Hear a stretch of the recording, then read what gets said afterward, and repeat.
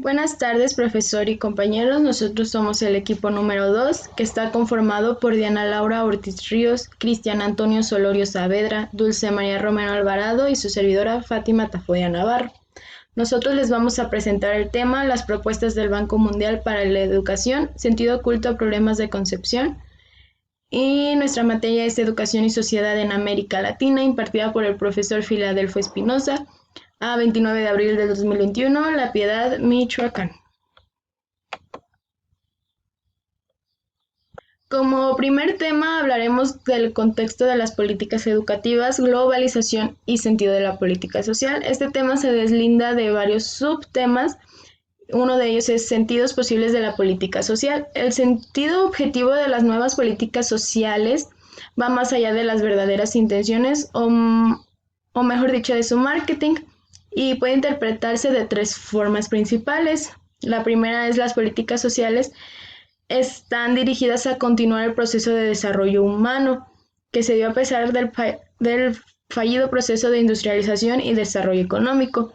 Su consigna es invertir los recursos públicos en la gente, asegurando que todos tengan acceso a un mínimo de educación, salud, alimentación, saneamiento y refugio. Condiciones estas para aumentar la esperanza de vida y tener una distribución más equitativa de las oportunidades.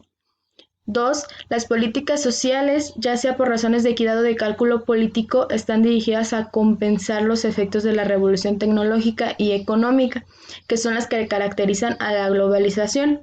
Son el complemento necesario para asegurar la continuidad de la política de ajuste estructural, diseñada para liberar las fuerzas del mercado y liquidar la cultura de derechos universales a bienes y servicios garantizados por el Estado.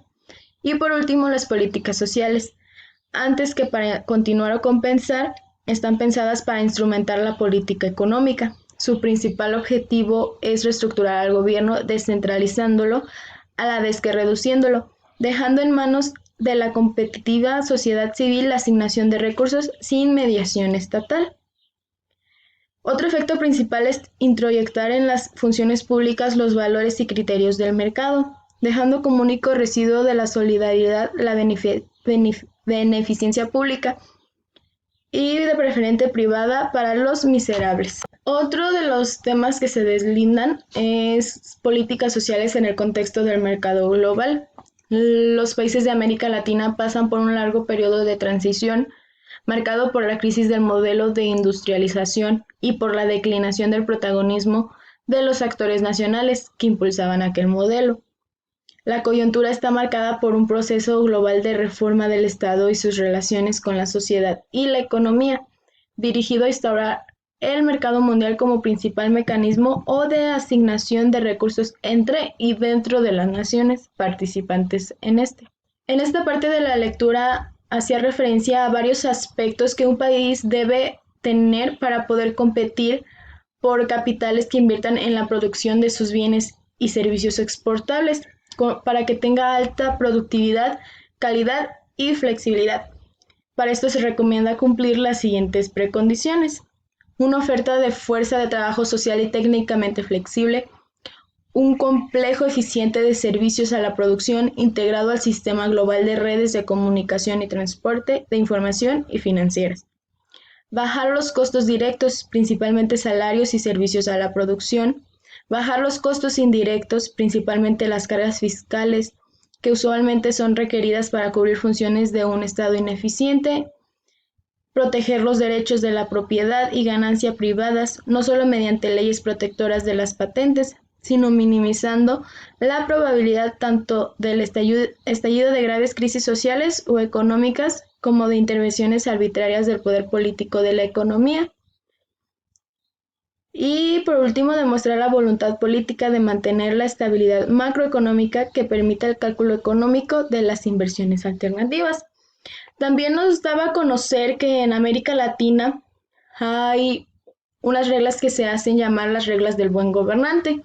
Varias de ellas que para mí se me hicieron más importantes son desregular la economía, minimizando las barreras al comercio y libre flujo de capitales, reducir al máximo los derechos no vinculados a la competitividad, salvo los programas focalizados en la pobreza extrema y de necesidad, sanear las finanzas públicas, privatizando toda actividad que pueda desarrollarse como negocio privado, descentralizar el Estado nacional, pasando responsabilidades a las instancias de gobierno y a las comunidades locales, invertir conjuntamente con el capital privado en una plataforma de infraestructura productiva que apoye el sector moderno exportador, proseguir una política macroeconómica que mantenga la estabilidad monetaria sin contravenir las indicaciones del mercado y que garantice tanto el pago del servicio de la deuda externa como el libre movimiento de las capacidades y sus ganancias.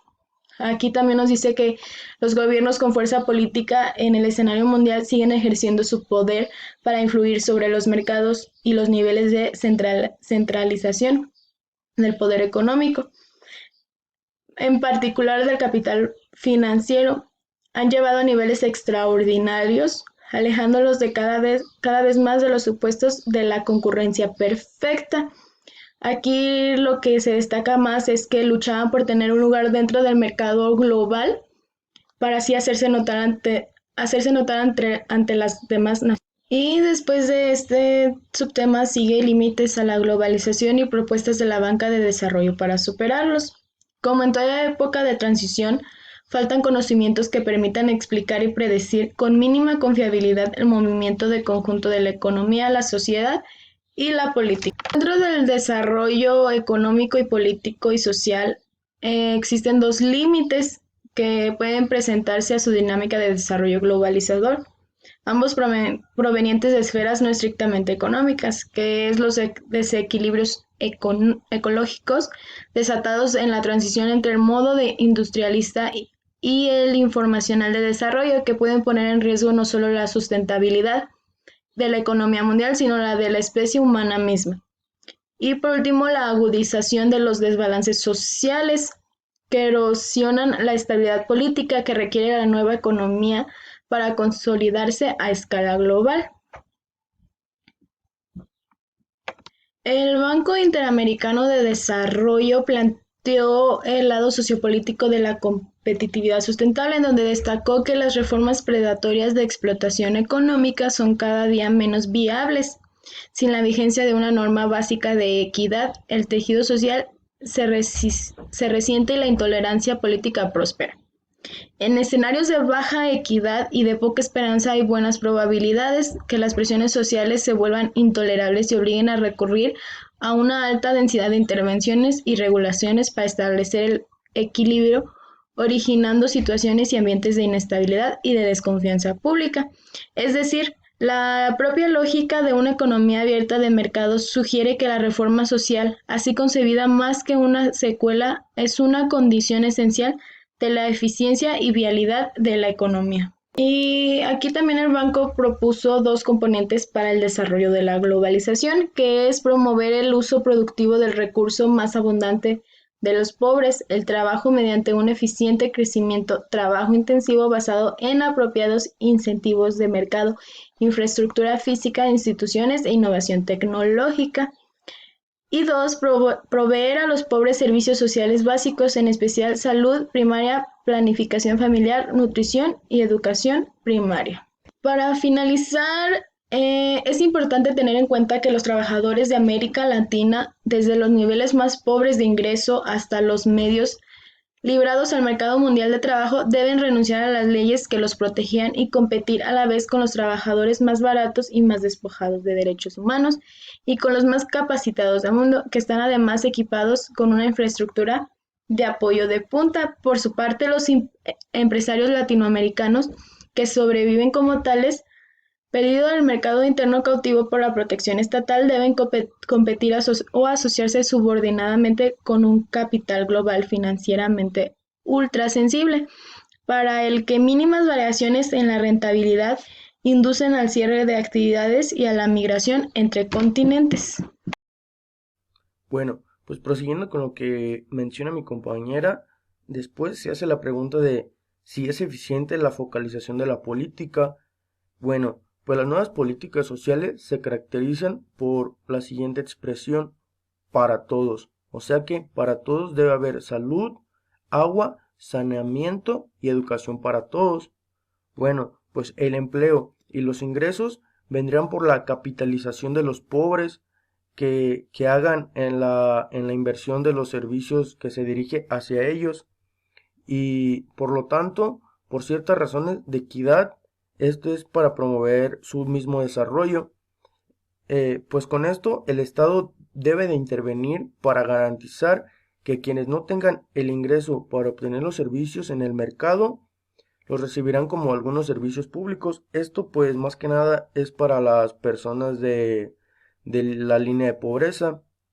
Y pues esta propuesta da una pequeña transición pues no tan evidente porque el para todos significa que quita el concepto mismo de salud, de educación y lo lleva reflejado en el objeto básico, ya que pues se dice que la población se segmenta en dos sectores. El primero sería que los que solo tienen servicios básicos gratuitos, o sea, los pobres, que son los de menor calidad. Y el segundo sería los que obtienen servicios más amplios y totalmente a través del mercado, o sea que sin ninguna complicación. Esto pues incluye los servicios básicos de no de tanta calidad. Eh, el tercer punto habla de la línea de pobreza y cómo se calcula. En este caso hablaría de los ingresos. Esto se convertiría en una franja discontinua, pues quien tenga el ingreso monetario al de la línea de pobreza más el valor de los paquetes de servicio estaría igual o peor que quien está en la línea de pobreza. Y bueno, prosiguiendo, menciona que la focalización terminaría como recursos públicos. Esto pues va desde los sectores medios hacia los pobres, junto con una reducción en la calidad y complejidad de los servicios públicos. Y bueno, pues el empobrecimiento de los sectores medios bajos y de los no tan bajos puede hacer que reentren como usuarios de servicios públicos, ya sea en escuelas u hospitales, cuya degradación histórica por la crisis estatal los había impulsado a subsistir por la otra oferta privada. Y pues prosiguiendo con el siguiente subtema, menciona la necesidad de otras aproximaciones al desarrollo. Se dice que la discusión no puede estar centrada en términos de ingreso y su distribución, como si fuera un juego de suma cero, y pues hay que volver a plantear la cuestión olvidada de cómo se usa el excedente, conectando la llamada inversión social con el incremento de la masa de ingreso disponible. No es suficiente con ver la inversión social como un mecanismo para lograr una mayor equidad en las oportunidades, sino que hay que garantizar su efectividad para modificar las vidas y las expectativas de la población. El siguiente punto menciona que se debe invertir en la gente y pues esto, al tener un mejor acceso de servicios básicos, los pobres tendrán un mayor capital humano y por lo tanto pues una mayor probabilidad de realizar trabajos productivos y obtener un ingreso. En una economía de mercado con una mejor capacidad depende del acceso a otros recursos, ya sea tierra, un crédito, tecnología y pues por ende mayor información y mejorarían su calidad tanto educativa como de vida. Eh, las propuestas de un político social pueden ser atribuidas a debilidades teoremetodológicas y estas deben cumplir con el objetivo pues no confesable de justificar políticas predefinidas. En todo caso, su no reactificación puede ser a causa de penurias adicionales y de la pérdida de posibilidades de desarrollo. Bueno, pues para finalizar les mencionaré un poco sobre el segundo tema, que sería la política educativa del Banco Mundial y sus fundamentos, con el subtema el reduccionismo economicista. Bueno, se dice que el análisis económico en el diseño de la propuesta educativa del Banco Mundial han sido presentados de la siguiente manera. Se dice que el análisis económico de la educación en general y el análisis de las tasas de retorno en particular es más que nada un instrumento de diagnóstico para comenzar el proceso de establecer algunas prioridades de forma alternativa. Esto pues con el objetivo dentro de un enfoque sectorial. En el segundo punto menciona que se plantean 7 objeciones teórico-filosóficas para centrarse en el análisis económico y en el diseño de políticas. El primero dice que por análisis económico se entiende como un método de análisis encuadrado de la teoría económica neoclásica. El segundo sería el modo economicista en que se usa esa teoría para derivar algunas recomendaciones que contribuye a introyectar e institucionalizar los valores del mercado capitalista en la esfera de la cultura. El tercero se dice que aunque se indica que dicho análisis es solo un punto de partida, pues los gobiernos tienen otros motivos para establecer sus prioridades educativas. De hecho, pues por razones que debemos determinar, las recomendaciones un tanto más específicas y generales que vienen planteándose en los documentos del Banco Mundial parecen estar siendo pues asimiladas por muchos gobiernos de la región y pues del mundo. El cuarto sería las nuevas políticas sociales propuestas y las educaciones en particular no solo son económicamente sustentables y pues conducen a crisis fiscales, sino que son ineficientes por los mismos criterios neoclásicos. El quinto sería que a pesar del enfoque cientificista en que vienen envueltas las propuestas oficiales del Banco Mundial, no asume el principio científico del cual están basadas sus hipótesis. Eh, el penúltimo sería el enfoque sectorial, que este se presenta como una superación del enfoque por proyecto distinto de ser el enfoque integral que se requiere para pensar y para actuar la promoción del desarrollo sustentable en nuestras sociedades. Y por último menciona que en una época de crisis de paradigmas y grandes incertidumbres, la gravedad de las consecuencias que puede tener una intervención masiva equivocada en el área educativa debería evitar el unilateralismo disciplinario y proponer a la creación de un espacio pluralista de búsqueda colectiva donde varios criterios y pues varias propuestas sean investigadas y puestas a prueba con igual acceso de recursos. Y pues de mi parte sería todo. Bueno, continuando con esto, nos dice que la escuela se asimila con la empresa, donde se ven los factores del proceso educativo como insumos y la eficiencia.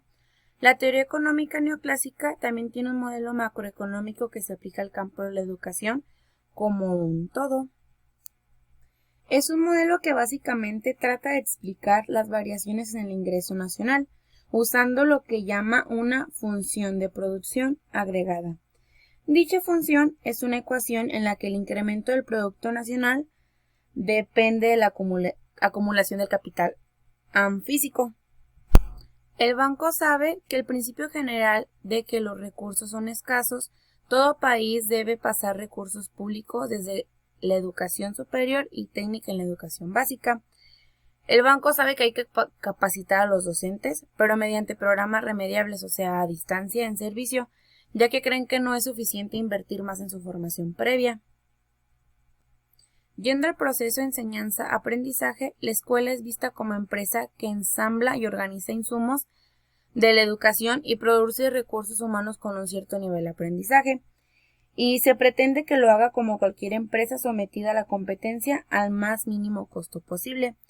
La inversión prioritaria en la escuela primaria es asociada no solo con la eficiencia económica externa del sector educativo, con el objetivo de aliviar la pobreza en el mundo. Todo lo dicho no intenta mostrar la necesidad de rechazar las propuestas del banco, que pueden incluir muchas buenas ideas, sino de hacer un examen crítico de lo que está ofreciendo y de lo que te está diciendo. Nos hacen dos preguntas. ¿Cómo se liga la problemática de la educación con la economía? Bueno, la economía y la educación son dos campos que mantienen una estrecha correlación. La enseñanza tiene un efecto fundamental en la vida económica de las personas y a su vez los fenómenos financieros inciden en el presente y futuro de la educación. ¿Cuál es el papel que juega el Banco Mundial en la educación? Bueno, trabaja en programas educativos en más de 80 países y se ha comprometido a ayudar a los países a lograr y garantizar una educación de calidad y a promover oportunidades de aprendizaje. Siguiendo con el subtítulo de debilidad de los fundamentos empíricos de la propuesta, nos dice que para sustentar una teoría es necesario construirla dentro del marco de hipótesis. Aquí, como se ve en este esquema, pues primero se encuentran los principios, después los supuestos, así como las predicciones y por último refutan o amplían el conocimiento ya obtenido. Dentro del Banco Mundial se realizan evaluaciones que sustentan sus propuestas y su grado de validez general, y el resultado distinta de ser una confirmación satisfactoria. Detrás de este aparato técnico discursivo economista hay una gran ignorancia sobre lo que es el proceso educativo, por lo que buena parte es más que un conjunto de hipótesis que merecen ser tenidas en cuenta, pero no como un conocimiento cierto, ya comprobado. Dentro de lo que son las regresiones estadísticas, se plantean ciertas relaciones entre las variables instrumentales y las variables objetivo, un modelo teórico ya que sugiere cómo es la realidad y qué hacer para modificarla. En el mejor de los casos, proveen hipótesis con mayor fundamento empírico, pero siguen siendo hipótesis cuya probabilidad de ser válidas en otras circunstancias deben ser cuidadosamente examinadas. Este diálogo antes mencionado nos permite identificar que la afirmación de esta inversión en educación primaria sea más eficiente desde el punto de vista del crecimiento económico, al contrario que la inversión científica y técnica o que la renovación de las capacidades de las capas de técnicos profesionales desplazados por la revolución tecnológica. Aquí mismo se deduce que una inversión masiva en educación primaria va a mejorar las oportunidades del sector popular en su conjunto, pero por otro lado nos dice que la información e hipótesis sobre las proyecciones del mercado de trabajo deberían entrar en los modelos econométricos para examinar los resultados previsibles de una inversión marginal en educación primaria.